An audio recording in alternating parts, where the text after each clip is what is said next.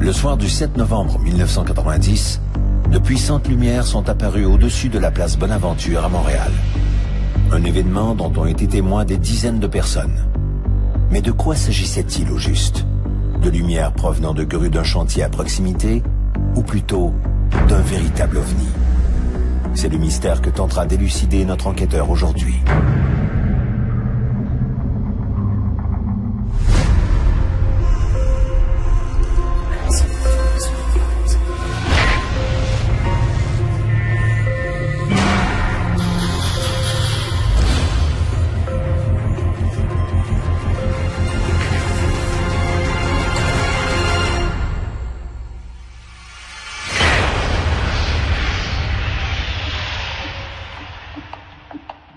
Selon un récent sondage de la firme Léger Marketing, 61% des Québécois croient en l'existence des extraterrestres. Le quart d'entre eux pensent que ces mêmes extraterrestres nous auraient rendu visite. Et dans la foulée, 53% des gens croient que les autorités nous cachent la vérité sur ces manifestations célestes. C'est vrai qu'au fil des ans, plusieurs administrations, principalement l'armée, ont développé une véritable culture du secret. Si ces politiques sont justifiables au nom de la sécurité nationale, elles ne font hélas qu'entretenir la rumeur d'une conspiration et les théories du complot.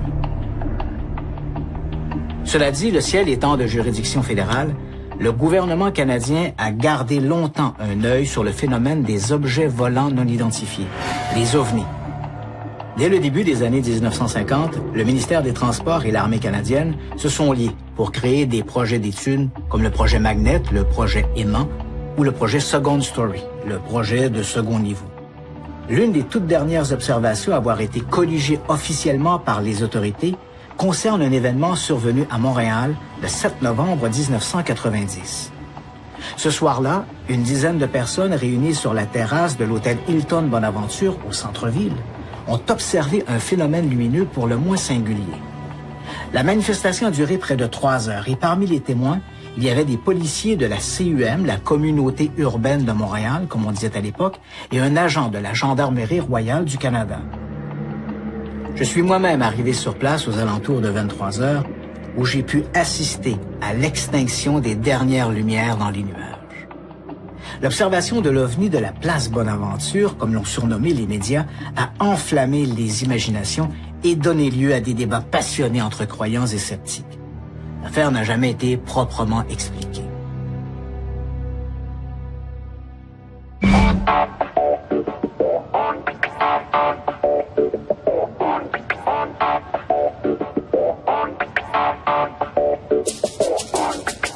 Christian se rend là où est survenue l'apparition de l'OVNI, soit la place Bonaventure dans le centre-ville de Montréal. C'est ici, il y a 26 ans, que s'est produit le fameux incident qui a déclenché une tempête médiatique, l'OVNI de la place Bonaventure. Un phénomène plutôt étrange a été observé hier soir dans le ciel de Montréal. Une étrange apparition s'est manifestée au-dessus de l'hôtel Hilton Bonaventure. The pool at the Bonaventure Hilton was almost deserted this morning, but last night there were all kinds of people there. Too big. It looks like moons. Plus d'une centaine de personnes à la piscine de l'hôtel Bonaventure Hilton ont eu la surprise de leur vie. Entre 2 et 5 lumières et un faisceau lumineux quasi stationnaire. Pour en parler avec nous, j'ai donné rendez-vous à Luc Morin, qui était policier à la Gendarmerie royale du Canada, et Mario Boily, un employé de l'établissement. Comment ça s'est passé pour vous? Quelle heure était-il à ce moment-là? Il devait être 8 heures. En quelle soirée? Juste à cet endroit-là. Ouais. Il y avait un genre de ovale. OK. Et puis une plus petite au milieu, un peu plus foncée. Et il y avait 6 spots. OK, autour. Qui n'étaient pas trop brillants parce qu'il y avait des nuages un peu. Là, ça avait pas un son, pas de bruit, absolument rien. Est-ce que l'objet se déplaçait à ce moment-là? Moi, ce que j'ai vu, elle était là, puis elle restait là pendant 2 heures. OK.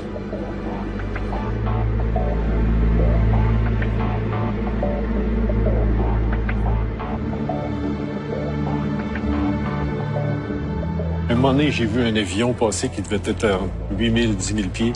Puis à mon estimé, il y avait au moins un autre 10 000 pieds avant d'arriver là. OK. Il y avait 6 lumières au début, après ça, il y en avait 4, après ça, il y en avait 3. Puis quand quelqu'un de la presse est venu prendre une photo, il restait plus juste qu'un spot. Ouais. On voyait qu'ils étaient fixes, placés une là, deux autres comme ça, c'était fixe sur la plateforme. Est-ce que vous avez eu, à un moment donné, l'impression que ce que vous observiez aurait pu être un reflet? Impossible. Impossible. C'était trop immense, trop gros. Ça pouvait pas être un spot. Il y en a qui parlaient que c'était le reflet des spots de la piscine. Oui, oui. La police a fait fermer les spots du milieu de la Gauchetière. Mais non, ça restait là. Aujourd'hui, Mario, 26 ans plus tard, est-ce que vous êtes toujours persuadé que ce que vous avez vu ce soir-là relevait de l'inexplicable? Absolument. C'est absolument. Je suis certain qu'on n'est pas seul dans ce monde. Je regarde le ciel à tous les soirs que je sors dehors, là, mais c'était beaucoup trop gros pour être humain. C'est certain.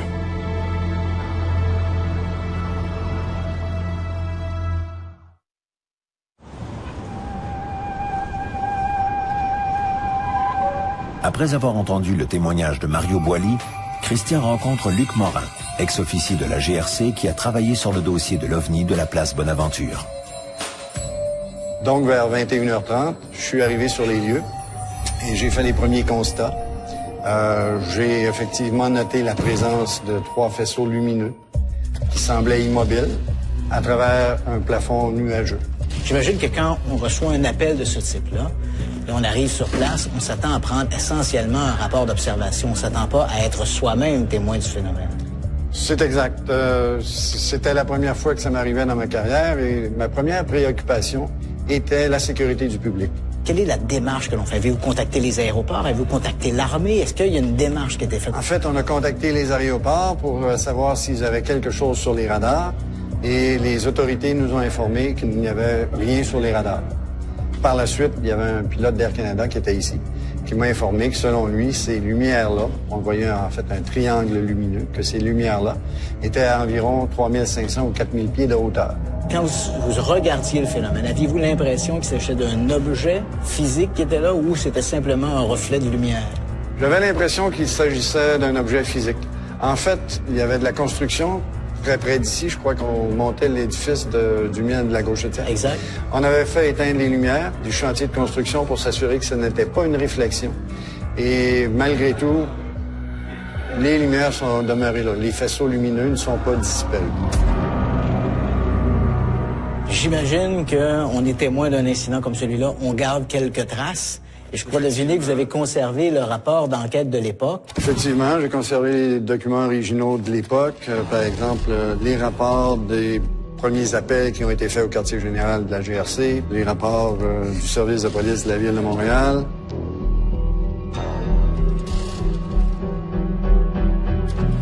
Fait que le premier appel que j'ai fait, j'ai appelé la tour de Dorval. Et au téléphone, le contrôleur m'informe que sur le radar, actuellement, il y avait un cargo numéro XXX qui passait au-dessus du centre-ville. Puis effectivement, moi, j'étais à l'extérieur avec le téléphone sans fil. Puis ça avait l'air très, très petit là, quand ça passait en dessous. On pouvait même distinguer que c'était en métal. Ou, en tout cas, c'était quelque chose de métallique. Il y avait une brillance, là, la même chose qu'un matériel métallique. Puis que les sets de lumière ou les séries de lumière, comment est-ce qu'ils étaient positionnés. Ça, on les voyait très bien. Je vous dirais à peu près le temps d'un F-16 ou un F-18 là, qui part de Bagotville, qui passe au-dessus de la place Bonaventure, peut-être 14, 15, 16 minutes dans ce coin-là. On a entendu, on l'a pas vu, mais on l'entendait très bien passer. Et lui, il m'informait qu'il il prenait des photos. Je suis convaincu que ce que j'ai vu, c'était vrai, là. Que j'ai vu quelque chose qui est pas fait par des terriens, là, ou qui est pas fait par quelqu'un de la Terre. C'est sûr, certain que ça venait de l'extérieur de la Terre. Puis après 15 ans, je suis encore aussi convaincu que je l'étais à ce moment-là. Quand on parle de cette histoire de l'OVNI au-dessus de la place Bonaventure, bon, il y a le 3 heures qui s'écoule, mais par curiosité, on aurait bien dû envoyer un hélicoptère pour essayer de voir de quoi il s'agissait. On aurait pu, par contre, les autorités policières, l'état-major de la GRC, étant donné le non-danger pour la sécurité du public, avait décidé qu'on ne prendrait pas cette voie-là. Effectivement, ça aurait pu être intéressant d'avoir un hélicoptère pour aller constater en quoi ça consistait, ces lumières-là. Ouais. Vous avez été témoin vous-même du phénomène. Vous avez parlé de ça autour de vous. Est-ce que des gens ont proposé des explications à ce que vous avez observé? Il y a quelques explications farfelues, oui, qui ont été proposées. En ce qui a trait à savoir quelle était exactement la raison de ce phénomène-là, je crois sincèrement que c'était pas une réflexion de lumière. Je crois sincèrement qu'il y avait fort probablement un objet à cet endroit-là. L'observation que j'ai pu faire, c'est que l'objet s'était déplacé. Les trois lumières sont restées à peu près à la même distance l'une de l'autre et se sont dirigées vers l'est. Je ne sais pas ce que ça pouvait être. En fait, mais je suis persuadé que c'est quelque chose que je n'ai jamais vu auparavant. C'est inexplicable. Même après avoir rencontré des témoins et un inspecteur de la GRC, l'enquête demeure sans réponse formelle. Certains experts de l'époque évoquaient même la possibilité d'un phénomène météorologique inexpliqué. Christian parviendra-t-il à élucider ce mystère?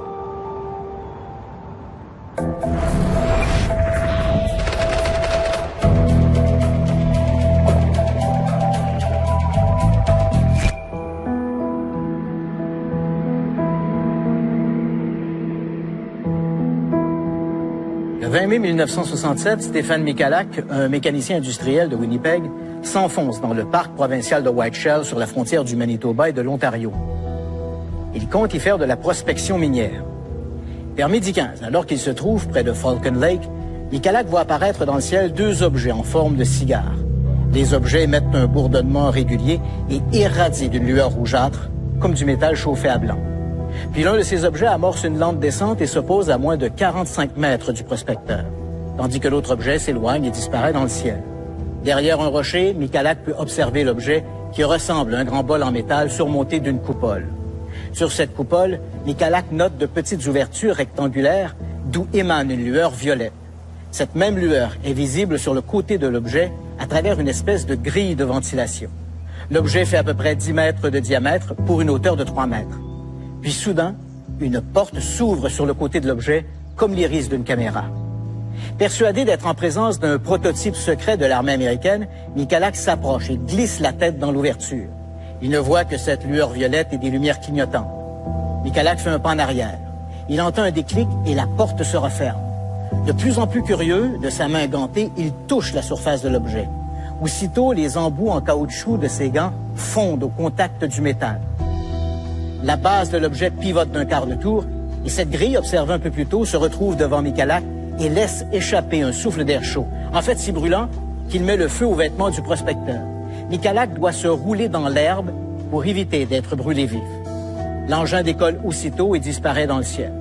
Le soir même, de retour à Winnipeg, Michalak se présente à l'hôpital Miséricordia où les médecins notent sur son abdomen des brûlures en forme de damier, l'empreinte de la fameuse grille.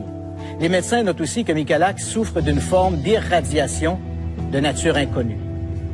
L'histoire de cette rencontre soulève énormément d'intérêt. L'armée canadienne envoie sur place l'un de ses enquêteurs. Le capitaine Paul Bisky note sur le lieu de l'atterrissage des marques comme si l'endroit avait été soufflé par un puissant ventilateur. Bisky note aussi un taux élevé de radiation. L'affaire Michalak ne sera jamais expliquée.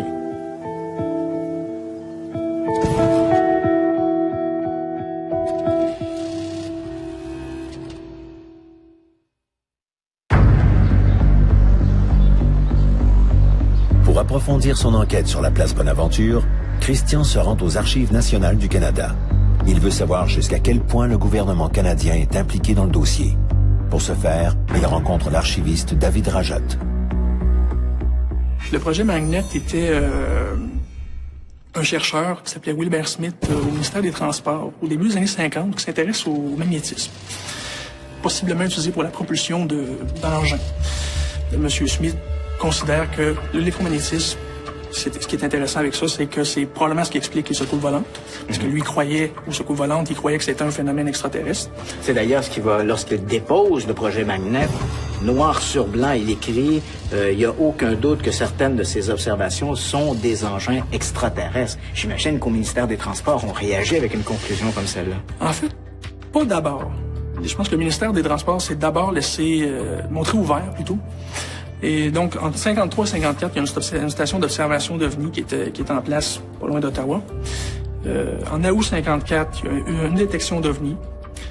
Donc, il y a des discussions entre les États-Unis et le Canada pour mettre en place un système de surveillance des phénomènes qui se produisent dans l'espace aérien. Le ministère des Affaires étrangères est impliqué, l'armée est impliquée. Il y avait des posters qui ont été faits, qui disaient aux gens de rapporter là aux autorités. En 67, l'armée décide, d'une part, que c'est généralement les cas d'observation d'OVNI, c'est pas des cas qui menacent la sécurité nationale. Donc, l'étude du phénomène OVNI passe de l'armée au Centre national de recherche en 67. En 95, le Centre national de recherche cesse de récolter officiellement des rapports d'observation d'OVNI, parce que c'était une question monétaire. Il faut le dire, vers la fin, le gouvernement récoltait les observations et ne faisait rien avec.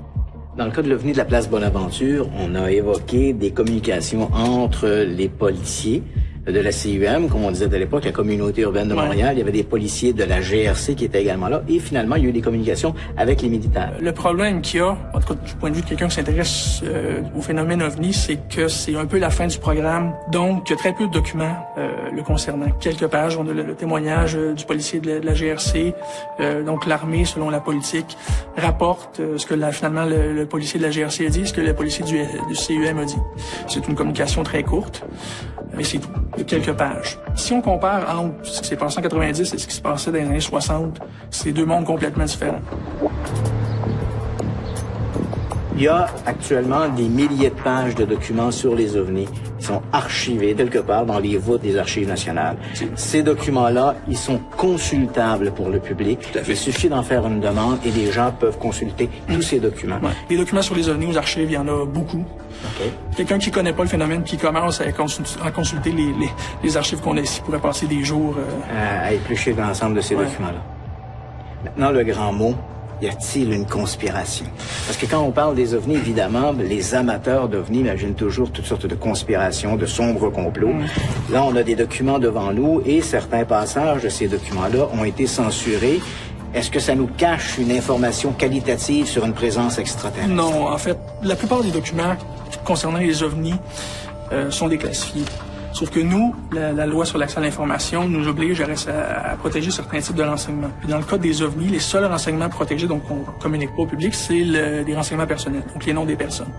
Il faut comprendre que les ministères donc, ne sont pas obligés de transférer les documents historiques aux archives. Ils n'ont pas le droit de les détruire selon la loi, mais ils ne sont pas obligés. Donc, nous, selon les documents qu'on a ici, on peut dire c'est ce qui s'est passé, mais ça ne veut pas dire qu'il y a encore des documents dans les ministères. OK. Ça, je peux pas en parler.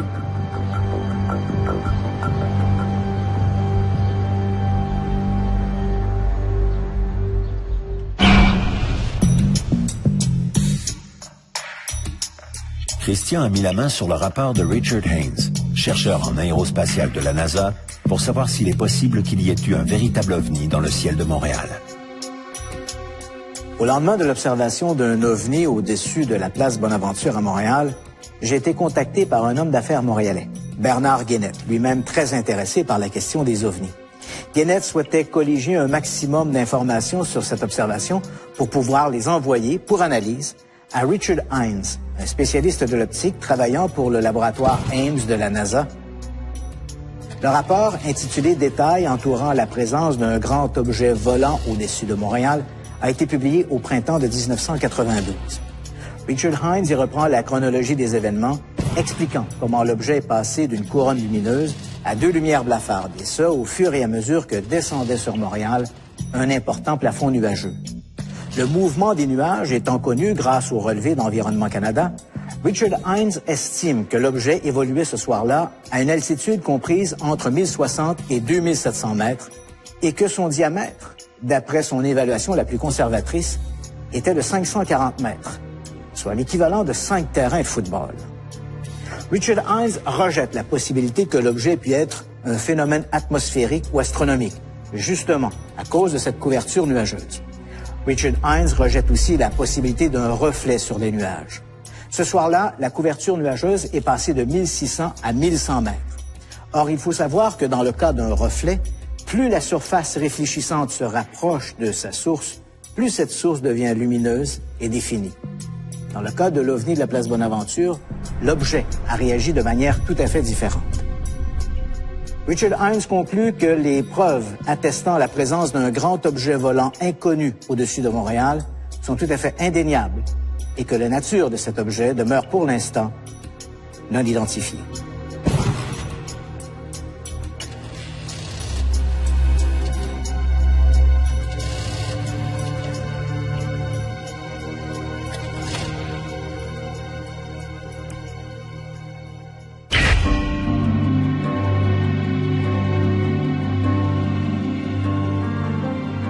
Sommes-nous visités par des extraterrestres? Que sont les ovnis? Pour l'heure, toutes les recherches scientifiques vont dans le même sens. Il y a apparemment des phénomènes célestes, comme celui de l'hôtel Hilton Bonaventure, qui échappent à notre compréhension. Mais de là à prétendre que ces phénomènes soient des engins venus d'une autre planète, il y a loin de la coupe aux lèvres. Évidemment, cela ne remet pas en question la possibilité que d'autres mondes ailleurs dans l'univers soient peuplés par des civilisations plus avancées que la nôtre. En fait, la question ici n'est pas de savoir si des extraterrestres existent, mais si nous sommes visités par les extraterrestres. Et à ce chapitre, quoi qu'en disent les ufologues, les soi-disant spécialistes des ovnis, les preuves font cruellement défaut. Mais restons prudents. Un axiome scientifique nous rappelle que l'absence de preuves n'est pas la preuve de l'absence. Le soir du 7 novembre 1990, de puissantes lumières sont apparues au-dessus de la place Bonaventure à Montréal. Un événement dont ont été témoins des dizaines de personnes. Mais de quoi s'agissait-il au juste? De lumières provenant de grues d'un chantier à proximité, ou plutôt d'un véritable ovni? C'est le mystère que tentera d'élucider notre enquêteur aujourd'hui.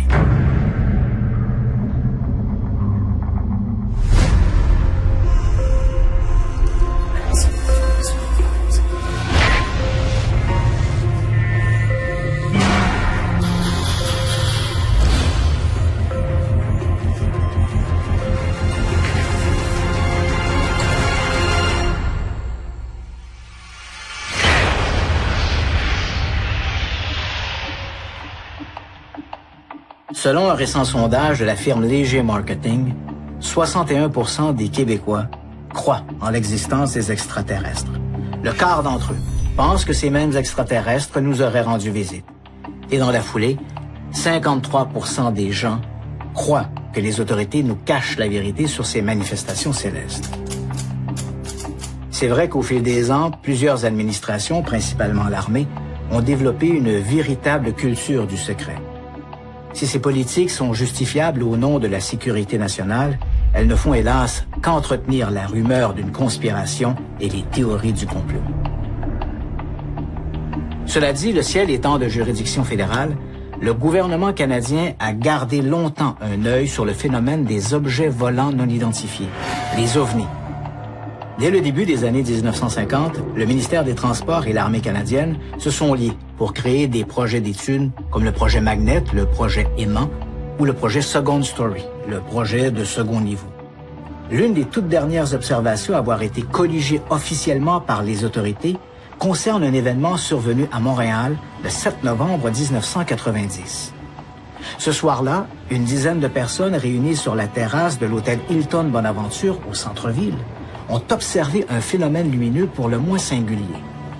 La manifestation a duré près de 3 heures et parmi les témoins, il y avait des policiers de la CUM, la communauté urbaine de Montréal, comme on disait à l'époque, et un agent de la Gendarmerie royale du Canada. Je suis moi-même arrivé sur place aux alentours de 23 heures, où j'ai pu assister à l'extinction des dernières lumières dans les nuages. L'observation de l'OVNI de la place Bonaventure, comme l'ont surnommé les médias, a enflammé les imaginations et donné lieu à des débats passionnés entre croyants et sceptiques. L'affaire n'a jamais été proprement expliquée.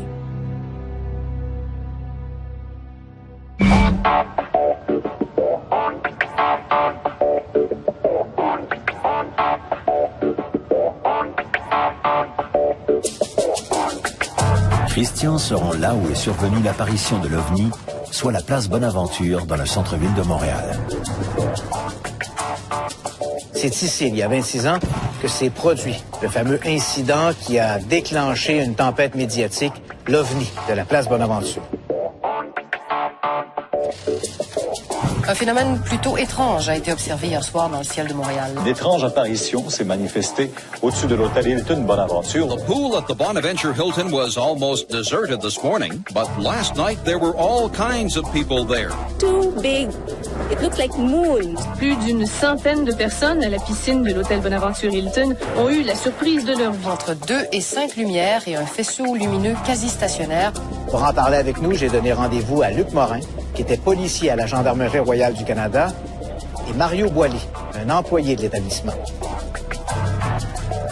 Comment ça s'est passé pour vous? Quelle heure était-il à ce moment-là? Il devait être 8 heures. En soirée? C'était à cet endroit-là. Ouais. Il y avait un genre de ovale. OK. Et puis une plus petite au milieu, OK. Un peu plus foncée. Et il y avait 6 spots. OK, autour. Qui n'étaient pas trop brillants parce qu'il y avait des nuages un peu. Là, ça avait pas un son, pas de bruit, absolument rien. Est-ce que l'objet se déplaçait à ce moment-là? Moi, ce que j'ai vu, elle était là, puis elle restait là pendant 2 heures. OK.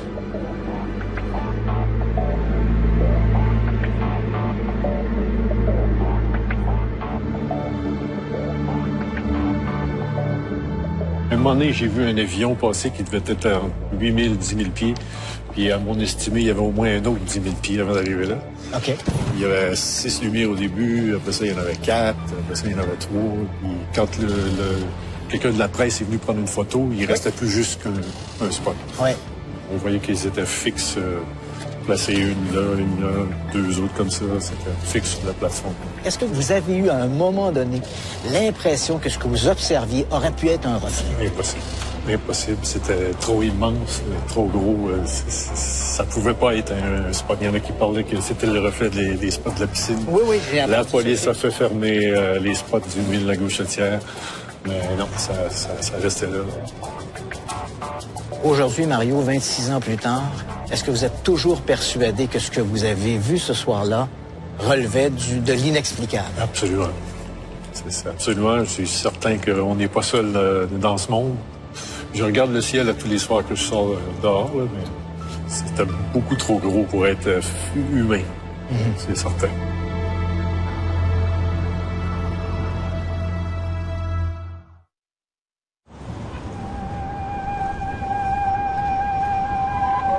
Après avoir entendu le témoignage de Mario Boily, Christian rencontre Luc Morin, ex-officier de la GRC qui a travaillé sur le dossier de l'OVNI de la place Bonaventure.